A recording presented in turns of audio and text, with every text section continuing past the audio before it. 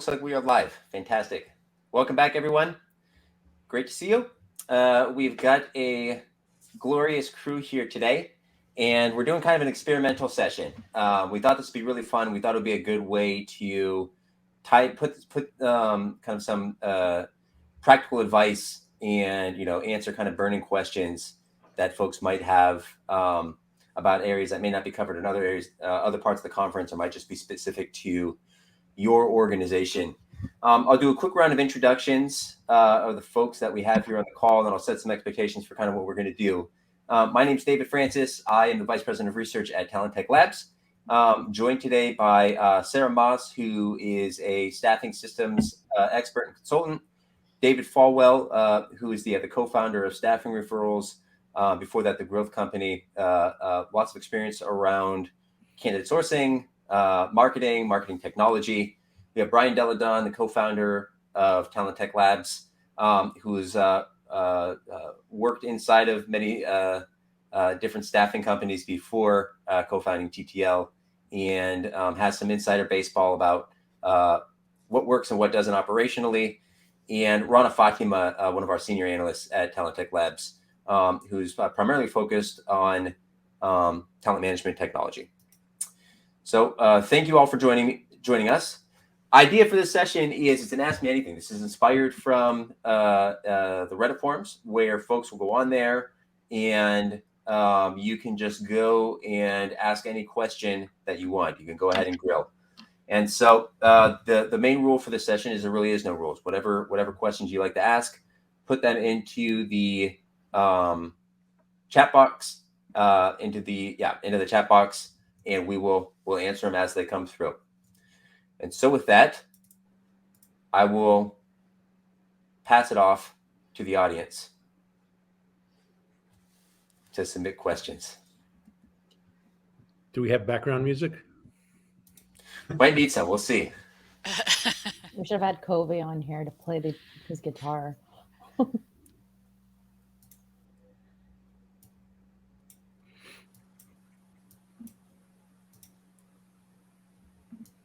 All right. So, David, I know that you had direct messaged a couple of questions before this conference started. So maybe you want to throw one of those to get the wheels going. Yeah, sure. So got a couple here. One, what do you see as the most impactful kind of emerging tech staffing companies can use? Brian, you want to grab that? Wow, that's a huge one though, because there's so many. You have to pick one, just one. Yeah. Well, I'll tell you what. I had a panel earlier in the day with CEOs and of small staffing companies, and the question there was, hey, all the big companies can afford all this tech. What's in the market for small companies? And actually, the truth is that there's a lot of things that smaller companies can apply. And I think that they've all recognized in this particular market that candidate engagement is really critical. And so there was pretty high consensus there that for the smaller companies, ways to apply technology that allowed their recruiters to stay in better touch with their candidates and even people on billing was a huge win and a pretty easy lift, comparatively speaking. So tools that were able to be configured into workflows that allowed for a cadence of conversations to happen, to help them maybe get to a place where they could be redeployed if they had gone off billing. And so a tool like Sense was mentioned more than once. And then what's been greatly adopted at the enterprise level, candidate relationship management tools, CRM with C being candidate, have been about 70% adopted at the enterprise, and staffing companies are not yet there in terms of that level of adoption of candidate relationship management tools. And some of the applicant tracking systems say they're CRMs, but applicant tracking systems do a better job once you click apply. And the candidate relationship management are really great platforms for cultivating and nurturing passive candidates, identifying who might have an interest in one of your jobs, maybe hasn't clicked apply, someone who might have visited your jobs page and hasn't picked a job to apply to.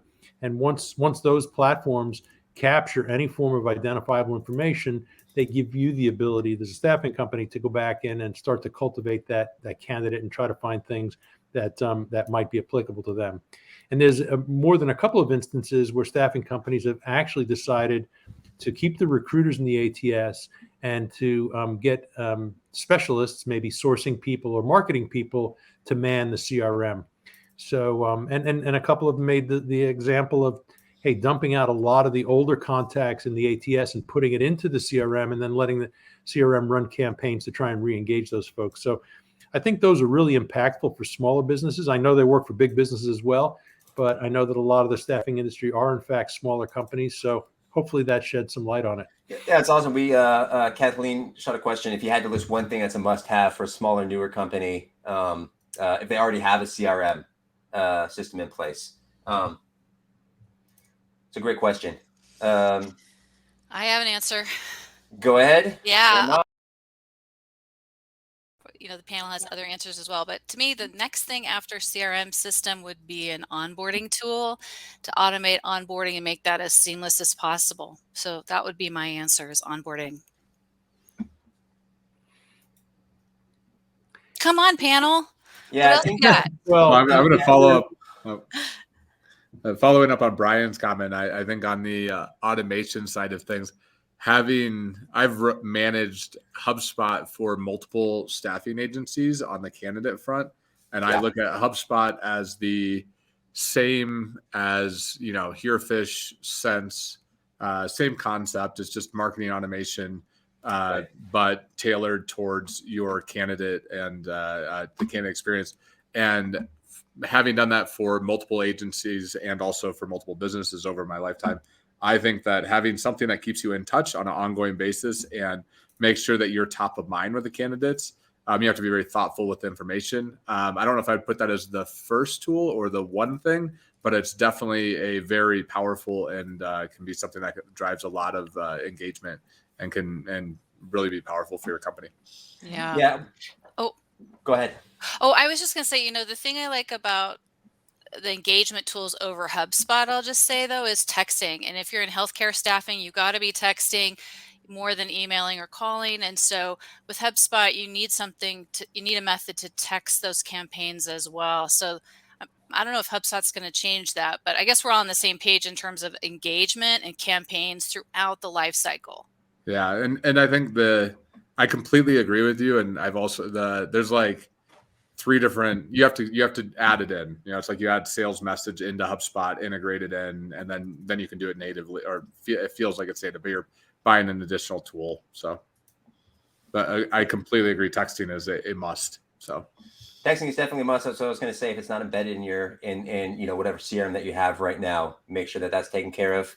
And one other thing we've seen, this happens on both staffing and corporate sides. I'm not sure which CRM you're using. But it's one of those systems that can be like really high impact or really low impact, depending how you actually leverage it.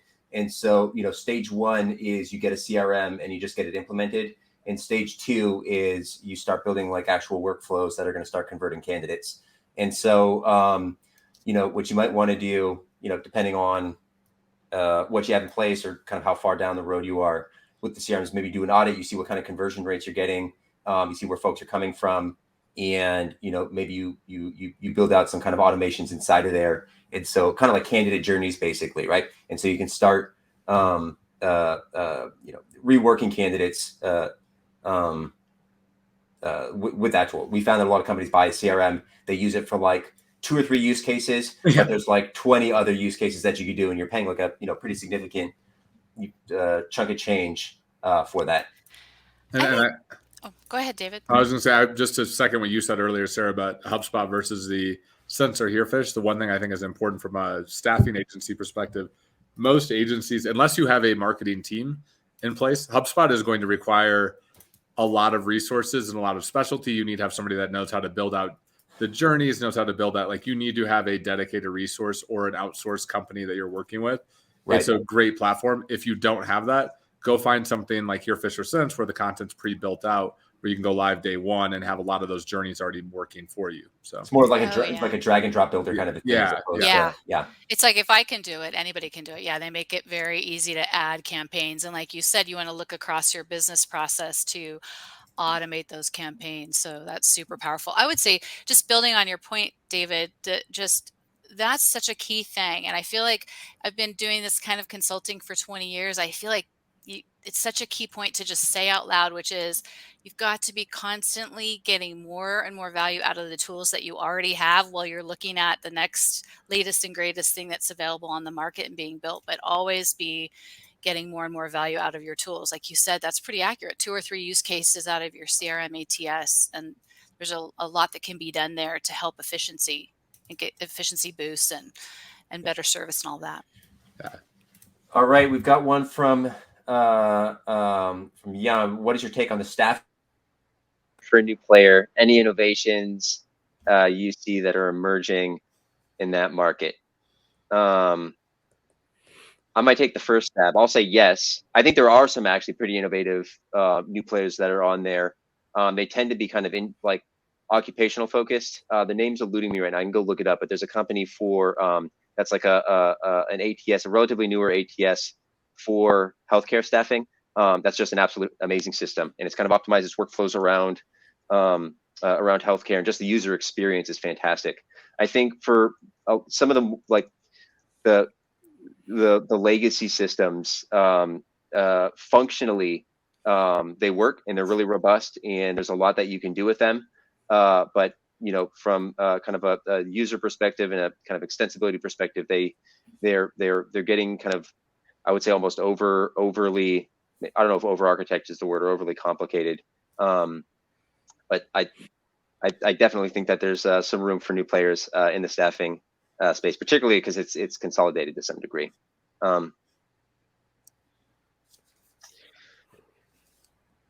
So maybe if we take that to the next layer, Dave, I'll innovation. right now, if you'll give me 30 seconds, I can actually go pop it up who I'm talking about. Amy. Any other takes? The other thing I'll say on the ATS market, where it seems like the battle lines are going to be drawn, is around kind of open and closed, basically partner ecosystems, and the vendors or ATS providers are kind of have slightly different strategies on the companies that they're inviting into their partner network and how open they are with their APIs and how easy it is to integrate. Our take is like your ATS, any ATS isn't going to solve anything, and you need an open marketplace. That's the future. But the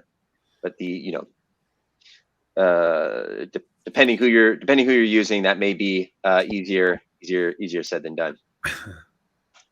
I think another interesting play is Any other reactions? I was just going to say that another interesting play is based on the Salesforce platform. So we've got Bullhorn for Salesforce, and we've got Target Recruit built on Salesforce. So not new players per se, but I think those offerings are getting stronger and can serve a wider market, if you will, in terms of all sizes of staffing companies, and they're trying to support more and more types of staffing. So I think that's good, because we haven't always had the greatest customer relationship management functionality combined in the ATS, so that makes that piece powerful. But definitely agree about partnership, and ecosystem is everything. I feel like over my years, partnerships just become more and more and more important, especially as we see more investment in the talent space. There's more of those third parties that you want to be able to link into, and it's another way of automating your end-to-end business process. So partnerships are key. I think those are 2 great points. But definitely ripe for new players.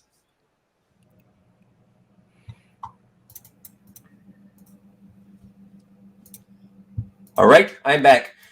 Sorry about that. When you accidentally step on your microphone cord. I want to get back to the question about highest impact technologies that Brian, we were kind of discussing earlier. One other area I'll call it kind of depends on what sector and what business you're doing. Obviously, what like business need you have. one place we've seen quite a bit of kind of investment recently and some like hard ROI results is on in the high volume hiring space, and specifically using basically using a chatbot along with a short form assessment and an interview scheduling tool, and it's basically like taking an apply process, like making the apply process like 2 to 3 minutes, and it closes with a scheduled interview. We've seen some cases where that's like the kind of pre and post rollout results have been pretty phenomenal. I thought you were going to call out the digital delivery on the deployment platforms that the hourly workforces are able to deploy now. We had a great session earlier today where we had a couple of agencies that were high volume logistics, warehouse workers, light industrial types that have been filling, thousands and thousands of ships, and the availability of the deployment platform really facilitated that, created a digital interface for the candidate, which is really important in an age of candidate experience, but it also made a digital interface for the customer, which is a good sort of counterbalance to them maybe going to an e-staffing company or a temp labor marketplace where they can go and try to find candidates and self-select them. So agencies that recognize this, that are working in the high volume space, have had some really good success with deployment platforms. Our last survey showed that probably only less than 20% of the respondents had adapted those solutions yet. But I guess our feeling at Talent Tech Labs is they are really high impact. They create very sticky relationships with the contractors, very sticky relationship with the client, and they're huge efficiency drivers within the agency. So it's like a win on all three fronts. So adoption is not yet at big numbers, but it's growing and growing quickly. But clearly, really high impact innovation for those in the hourly space. And Brian, I have a personal story on that, which is with Workin. I don't know if you were talking about Workin, but we we partnered with Workin, and with Staffing Referrals had our app inside of there. With Hire Dynamics, we did a case study with them where last year, the first 6 months, they drove more placements through referrals through their directly through the Workin app, direct deployment, than they did through job boards, which was the first time in their 20-year history. So the direct deployment app, things like Workin, like Staff Up, there's other players in the space, but I think that's a huge play and super valuable. It also gives you like direct channel to market, which I think it's like when you can actually message your candidates in a way that they will respond to in-app messages, probably have a higher response rate than email. I should know that. I don't off the top of my head, but my guess is that you might actually get more engagement from that than you do from sending multiple emails. Yeah, you're right, David. And thanks for bringing that up. And Rohan with Time Saved was on the other builder on that call. And that didn't really come up. The fact that those apps then can become a conduit for bringing other things like referrals, continuing education, prompts, things that keep the candidate engaged. And so having that app interface really, I don't think it's been fully exploited yet, but you're in the candidate's pocket and able to pump much more through there. And I think it's only a matter of time till either other apps or other features or content starts finding their way through those kind of apps to add value to having people want to stay there, keep their schedules updated in there, and things like that.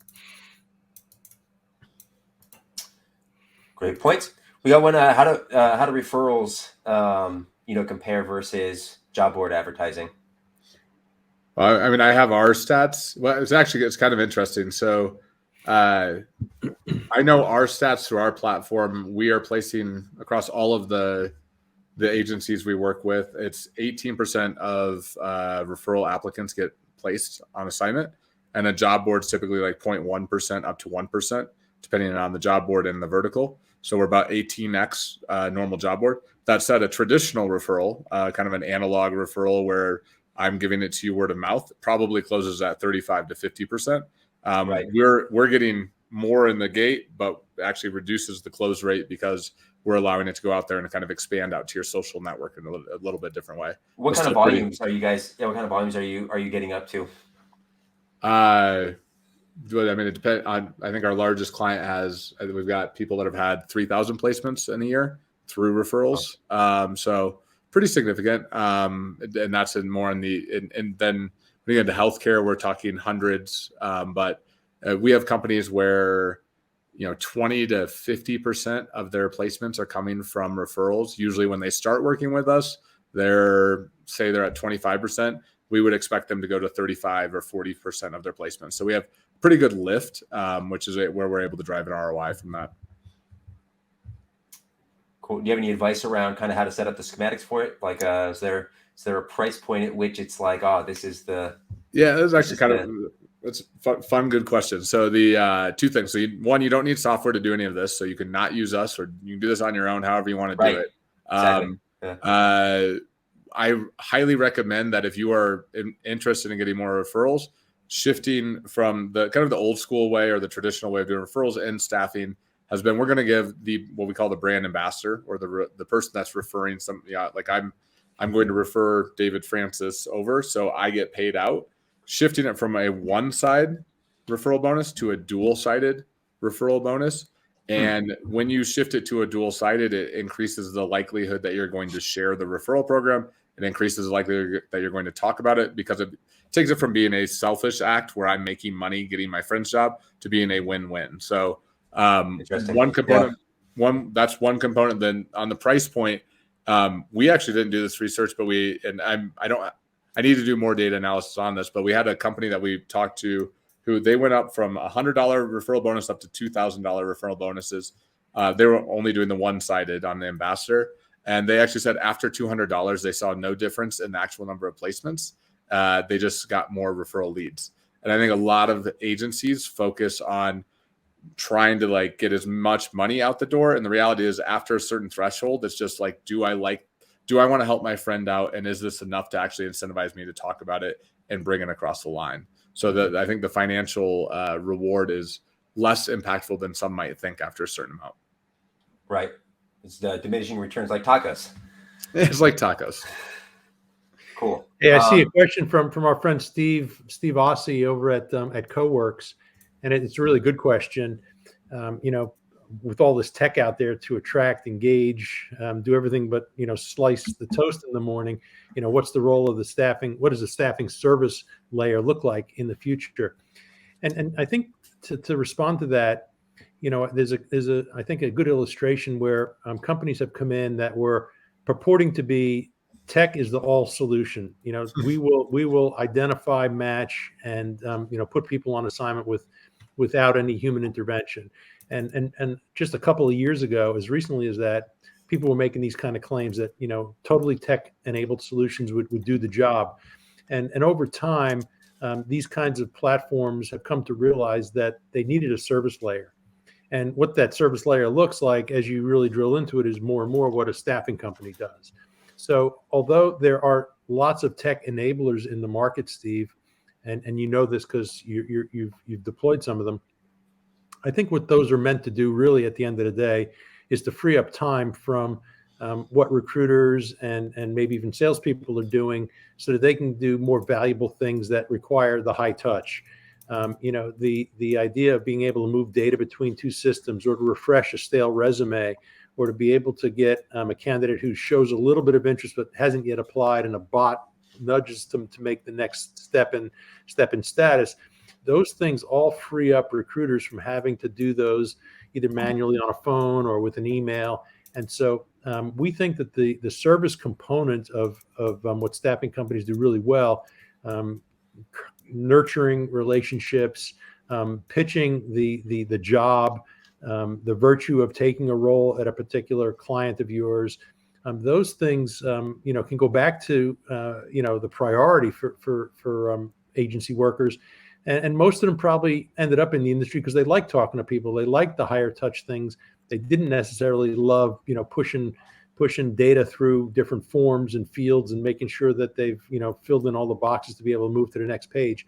And so the fact that technology can do those things better and without complaining than humans, actually lets the high touch component of the recruiter's job come back.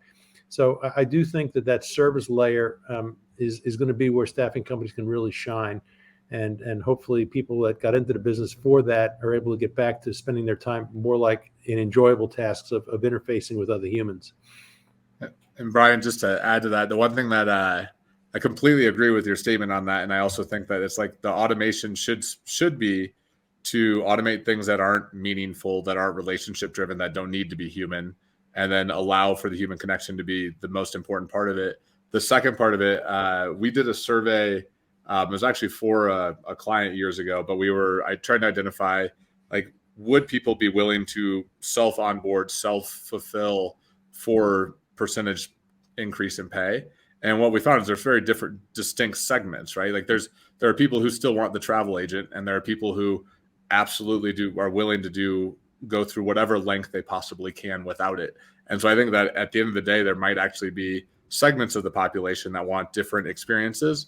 That said, I completely agree with you on the fact that, like, the relationship, the human side of it is where I think recruiters are going to push even further into less mundane tasks and more relationship driven experiences with the candidates. So it might be a little bit of maybe an illustration is kind of like the move from kind of branch banking to online banking. I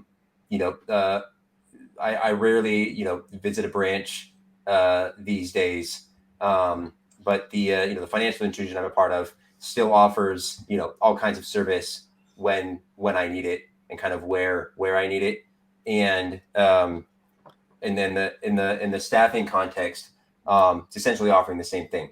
You self-serve where you can, and you advise and you help negotiate. You're kind of I think of the role of like a staffing company in the future is kind of like a talent advocate and somebody who's like kind of negotiating on behalf of the talent, and that's why they continue to work with you, why they trust you and take the roles that you show to them. Amy's got let's see, with the push more relationship versus admin, do you see a need for new skills and training to reconnect the human interpersonal side of staffing? Are we becoming too systems oriented, and do we have to get people kind of back to being human again? It's actually a good question. I think as a generation, it might be happening generationally. I don't think it's just in the staffing industry. Like, we've all been on our computers for the past couple of years, and the generation that's growing up now is device first and screen first. That might take some unlearning, Amy. Well, and we got this great resignation thing going on, don't we? So people really care about what their work environment is like. So, like Brian was saying, if they're focused more on building relationships and getting back to those things that they enjoy doing, and that human connection, or like what Steve is saying about bringing values to work, or David, you put it as talent advocates, that's all very powerful. But I would say too, down in the trenches, people get very used to doing what they do day in and day out, right? And change is hard for all of us. So I think there's definitely a component, and it's not as easy as, well, we'll just automate away the business process and everybody will appreciate that and get on board. Change is hard, even change that makes sense to the people you're changing, right? So I think that's something that I've experienced since the beginning of my career, is a lot of talk about change. And originally that was training, right? Change management on a technology project means training. And that definition needs to change as well. It's all about creating a great culture and teaching people how to build those relationships, how to leverage the data that they have, but still be efficient in doing business and building those relationships. So definitely a huge opportunity for change, to change our definition of change management and make that part of the picture for real this time, right? Agree.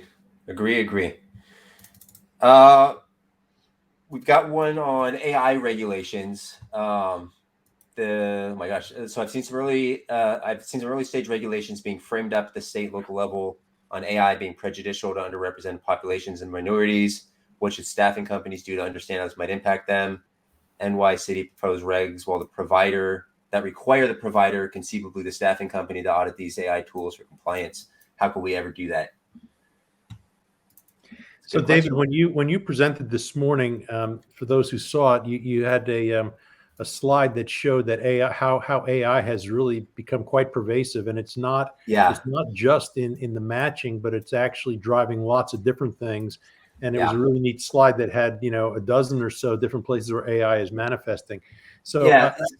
it's not just in being applied to vetting candidates or knocking people off of lists, and I think that's Right, worth talking about because those legislative initiatives I know are getting some staffing companies' hair on fire. right, The ASA's legal team is scrambling. Legislative team is scrambling to try and establish a position as to right. what they should be advising elected officials to do in the way of regulating. But I think just as interesting is that the AI is not just around the candidate interface anymore, but touches on so many other aspects of what goes on in this hiring continuum. Right. Yeah. The issue boils down to basically like is a system making a decision or is it not making a decision? And so where you're gonna, potentially start running into some regulatory hot waters is if relegate decision making to some system.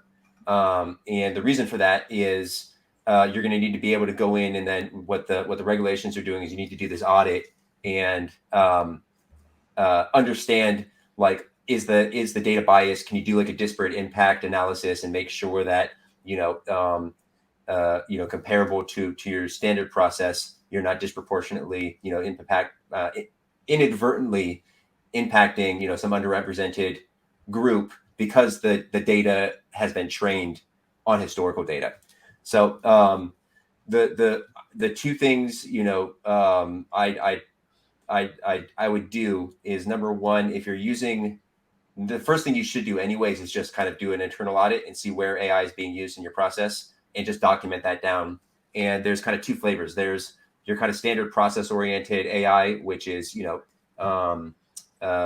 an interview and we transcribed that interview and we're not using it to make a decision. It's just the AI is being used to be able to search that later. And then there's a different flavor, which is our AI analyzed this interview and we're saying that this person is potentially a good fit or not a good fit for the role because of that analysis. And that's where it can get a little bit murky. And you can still use those data points in your decision, but we'd advise that you shouldn't let that kind of just be making an automated decision. So for the time being, you just want to document where AI is being used and essentially how it's being used. And to the extent possible, if it's relating directly to an employment decision that a system's making, just know that potentially there's going to be some more scrutiny coming down the road. It's a good question. To Amy's point on training, Sarah, on change, I think the training of new skills for the recruiters to learn how to use the data from AI tech. Right. Yep. Are you seeing any innovation around exec search or succession planning? Yeah, we are. We're actually, Ronnie, you want to talk a bit about what we're seeing in the talent management space? Around kind of Sure. career pathing, succession planning? Yeah, I guess when it comes to succession planning, there's a ton of stuff that's happening with first kind of building up the baseline for that with career pathing and skills taxonomy, first identifying who's in your organization, what kind of skills, and I guess indexing that to begin with.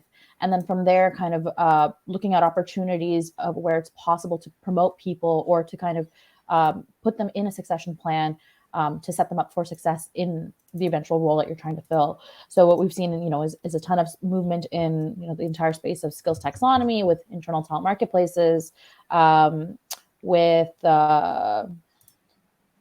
a ton of even building into slightly even in performance measurement as well. So looking at a lot of how career pathing tools are working with employee goals and setting them up. And at the same time, so there's that employee driven space. And then there's also the recruiter / manager driven space where, they're able to kind of see that workforce indexed and then, kind of either prod or push the right employees into the right spaces.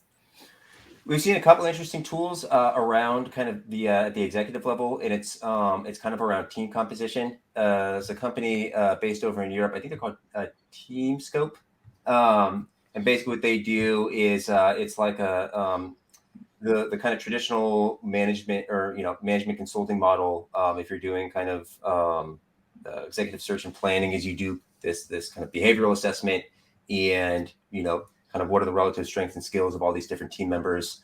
And it's basically a platform where you kind of do that at scale, and then they give you back some insights, and they'll give you kind of like a C-suite -2 look at what the bench looks like and kind of who potentially would be a good fit into there. And where they've been picked up, where they've been adopted quite a bit is in private equity. So private equity company will go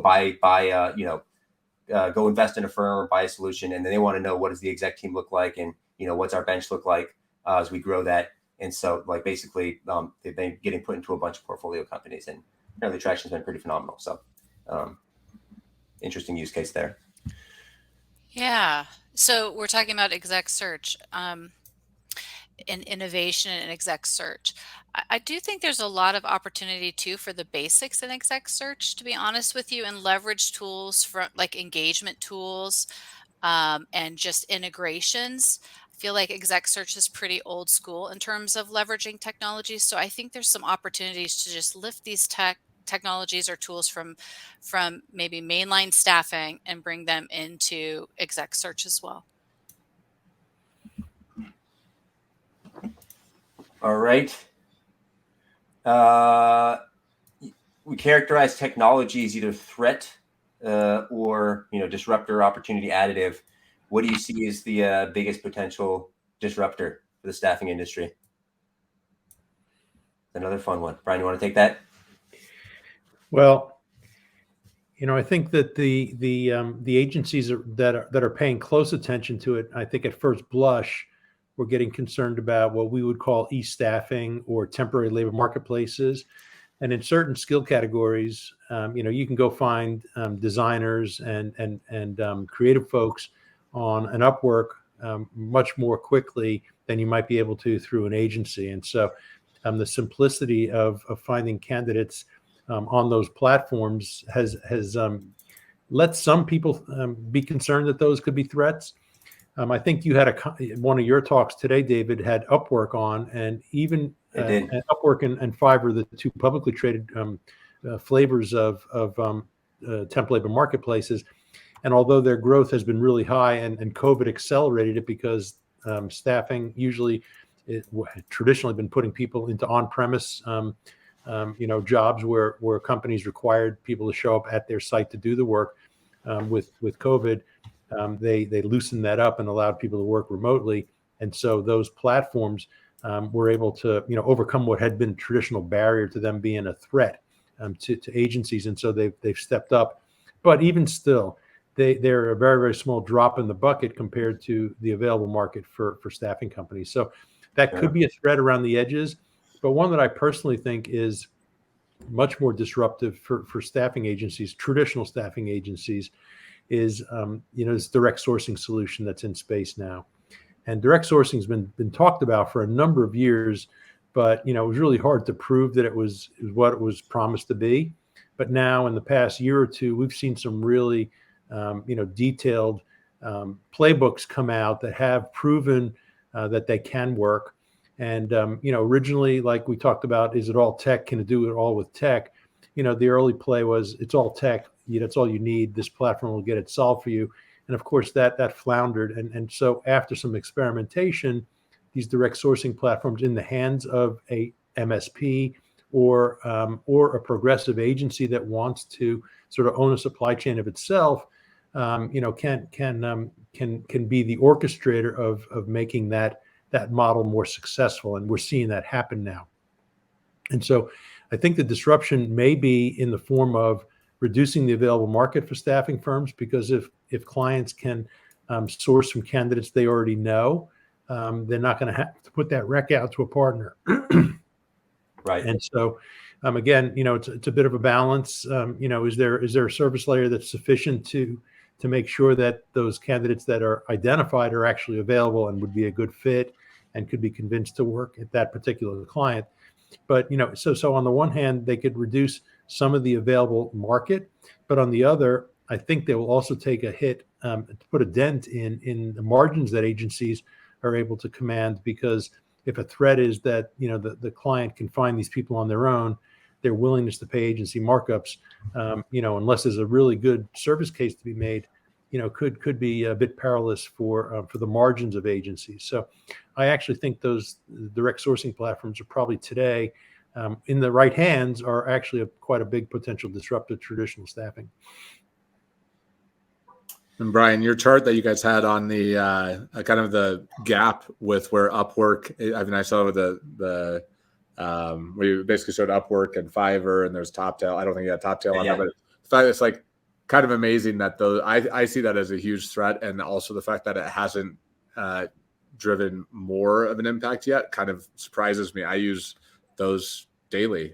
Those are sites that I've been using for years, and I think I see either somebody coming in and figuring that out, or figuring out a delivery model one of them figuring out a delivery model that's so simple that potentially it could edge out a lot of, it could be a threat to agencies, because it can be, it take 5 minutes, take less than an email. And that's when they figure that out, that's where I think it's going to be a problem. Yeah. My take on disruption, I think, my expectation is for temp labor marketplaces and, the platforms and all their flavors, what I suspect is going to happen is that it's like the two are basically going to influence each other to the point, that they're going to start to blend. And at some point we're not going to really know the difference between, one of these platforms and a staffing agency. They're going to kind of, it's like two nations coming together and, kind of sharing culture from one another or something like that. So I suspect that's how that will evolve. And, if like existential threats or disruptions to the industry, if it does happen, I suspect it would be, there's some underlying change to the business model where the economics are such that it's just like, it's like you can't operate as a staffing company and still make money. And the example I would use is probably like what Indeed did with job board advertising, where traditionally you had like the pay for post model and you pay X dollars for your job slot. And Indeed came and, kind of aggregated everything and said like, no, just come to us and, we'll you can get access to all these for free. And, the job boards were originally happy because they were kind of getting increased traffic. And, eventually Indeed started offering like sponsored jobs at like a significantly lower cost and better performance. And, it devastated in a lot of ways the, traditional job boards. So if there's I don't know what exactly that would look like. But if there's some way where it's like, oh, we'll give you access to kind of like a universal database of candidates, we've got some process for doing it. And maybe it's like a monthly subscription you pay to, or, the cost of placement is like way cheaper than the cost of placement would be for a staffing, firm to do that. That could potentially be disruptive. And if you're looking at it from kind of that lens and like aggregating supply and demand, I mean, the players that are at the scale to do that would potentially be like a LinkedIn or an Indeed or Google or Facebook or somebody that's got like the data on everybody and could build a model that, that leverage that. Now, is LinkedIn going to do that? Probably not, because, staffing's like a huge part of their business. Same with Indeed, although they've kind of, they're experimenting with staffing models right now. So that's something to think about. But yeah, I think if there's going to be disruption, there's some fundamental change to the business model that like kind of works at scale that obviates the staffing model. Thank you for those who came and hung out with us and asked us questions. If you were feeling extra shy, you still have a question, you can always email us and we'll answer that for you. We love doing this kind of a thing. And I think we will actually be starting a happy hour relatively soon. And so hope you join us for that. Thanks so much. Cheers. Have a good one. Have a great weekend.